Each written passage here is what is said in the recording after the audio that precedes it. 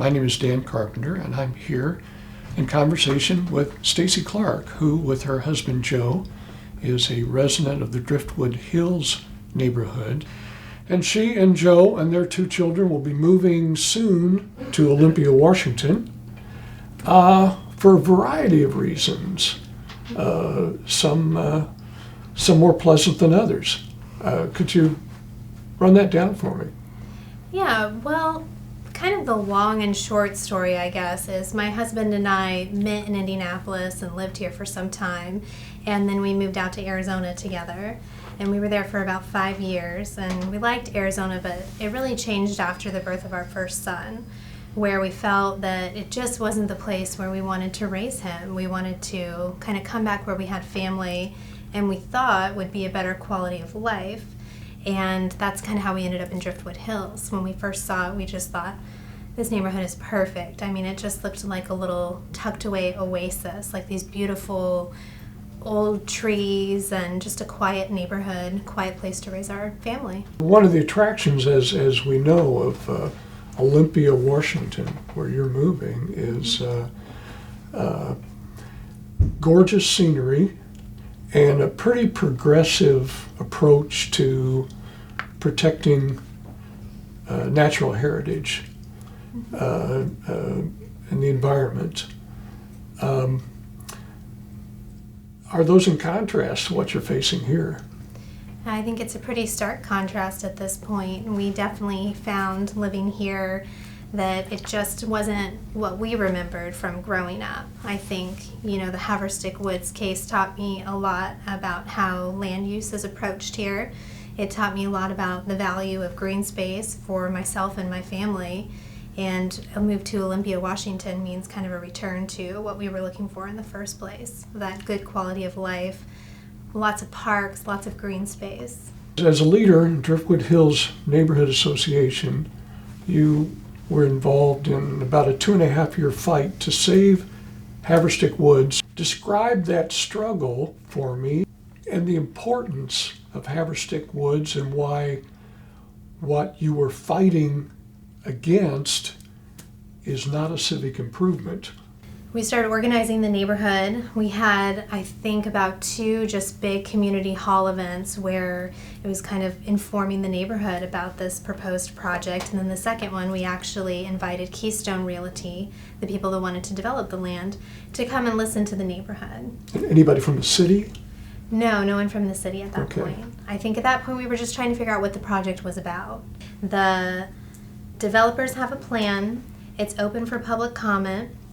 And then at that point, people can come to the Department of Metropolitan Development and be a remonstrator against the project.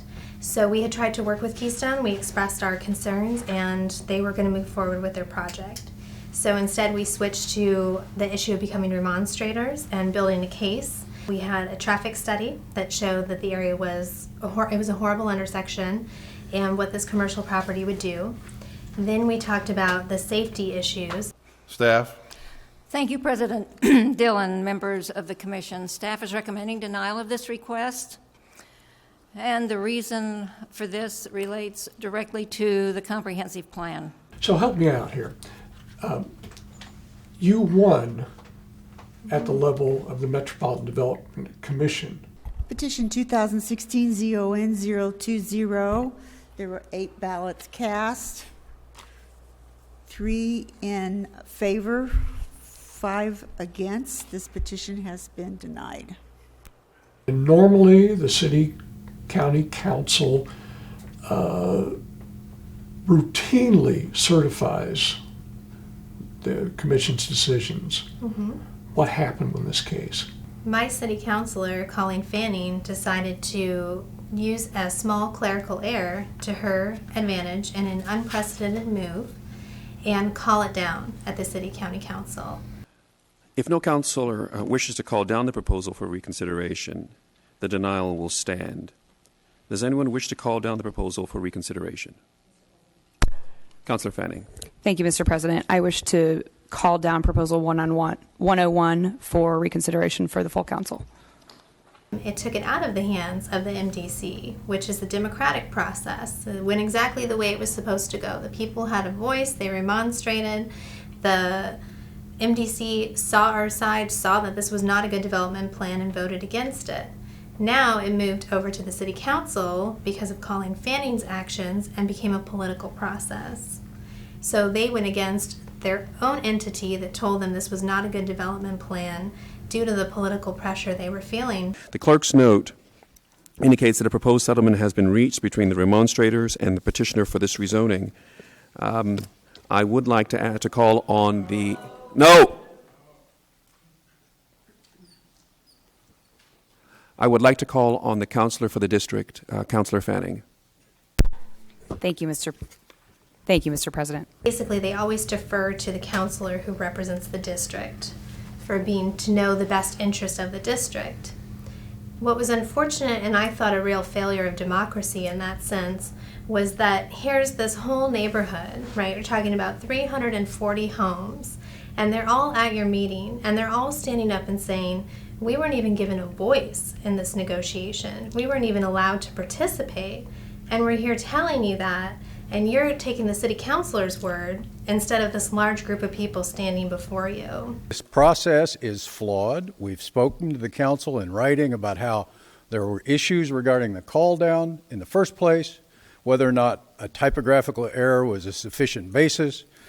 We now have a new plan with an entirely new building approved that was never the subject of a public hearing, that was never the subject of a petition before the commission. The size of the building went from 58,000 square feet to a 5-story building that can equal 140,000 square feet. That's never been heard by anyone until this plan was delivered. It was never delivered to Driftwood Hills. I had to get it from the commission at 4:30 Friday because we never got a copy. I'm Ruth Hayes, notorious president of the nora-northside Community Council. I was told explicitly by Ruth Hayes, the president of the Nora Community Council, that if we didn't agree to go forward with allowing the development that Keystone wanted, we would not be included in the negotiations. And so from that point on, I continued to say, we feel like there's another option, we want to work with you, but we were told no, we were not allowed into the process. And there was a lot of trickery in that too, because it was, we were told only 2 people could go into the negotiations. I think they ended up being in there with about 4 or 5 people. From the very beginning, Colleen Fanning was kind of the spearhead of this movement. The time constraint is by ordinance. We had 1 council cycle to try to reach a negotiated settlement. And Nora Council, as the primary remonstrator in the case that requested the call down, put together the negotiation team, and I would like to talk about that. What I've seen in my short time in being an activist in the land use world is that the planning is so short-sighted. We keep allowing this development. We keep allowing more commercialization when we're not recognizing the failure of all of the other commercial spaces that we have. I think Castleton is a great case in point. Castleton is on the decline. There's so many vacant spots, and that was our argument from the beginning, because the beginning plan was asking for office spaces, and we were able to pull up a huge number of vacant office spaces just around the corner down 86th Street. So that would be my argument, is that we're not doing smart development. We're allowing all of these other places to go bankrupt and vacant, and then we're tearing down natural green space to make a new space. The attorney for the city talks about a nice, rigid structure that does not recognize the legitimacy of a neighborhood association that fails to behave in the way that a neighborhood association has been told it must behave. This motion carries with a vote of 18 yeas, 2 nays, and 2 abstentions. So if this carries, basically, we will proceed now immediately with no debate to a vote on the rezoning proposal settlement, which is basically overturning the MDC's decision, in this case a denial, and that will take 15 votes. Green will be a vote to approve the settlement and overturn the MDC's denial. Red will be a vote to sustain the MDC's denial. Either way, there will not be any public hearing. Are we ready? All right, fellow councilors, please cast your vote. All right. That carries. A vote of 18 yeas, 2 nays, and 2 abstentions.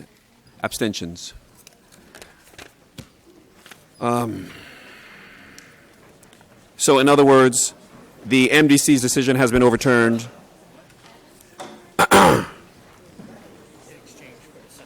And we have, as a council, approved the settlement. So as you and your family prepare to take your leave and to move to one of the premier places in the United States in terms of quality of life, environmental protection, what nuggets would you leave to this city's leaders? I guess I would say, here I am as the prime demographic that people are looking for. I'm a mom of 2 young kids. I'm a mental health therapist. I give back to the community in that way as well. And I'm saying, I don't want to live in my neighborhood anymore. I don't want to live in a neighborhood that has no green space, that offers no parks for my children to play in, that doesn't prioritize making them safe on their streets. And I don't want to live in a city that doesn't listen to my voice as a citizen, that didn't allow myself or my neighborhood to be a part of a political process when we were the ones most affected by this development. The city itself didn't allow my voice to be heard. The Nora Community Council didn't allow my voice to be heard. And that's not a place I want to live. And Indianapolis should hear that and think to itself, who do we want living in this city? Do we want to keep pushing people out? Or do we want to make this a better place to live? It's been really disheartening to me to go and be a part of these political processes and say to my city councilor and to the city council board, this is not right and this is not what the people want. And they told us they were flooded with emails and phone calls and to stop reaching out to them. So they know how people feel about it, but they're choosing the businesses over their own people. Bring us up to date. What's the status of your efforts, and what's the status of that area of land? So currently myself and the neighborhood of Driftwood Hills and the Indiana Forest Alliance are plaintiffs in a lawsuit that we have brought against the city for the illegal processes that they used when they enacted the call down and overturned the MDC decision. In the meantime, the developer went and cleared about 7 acres of the land, took all the trees down, and is currently growing grass. We believe this was just a way to discourage us from moving forward with our lawsuit, and what we have said very publicly is we are not discouraged. Our neighborhood, this happened to our neighborhood, and it could happen to any other neighborhood if we allow this precedent to stand. And we owe it to our city to keep going forward and keep trying to stop this development.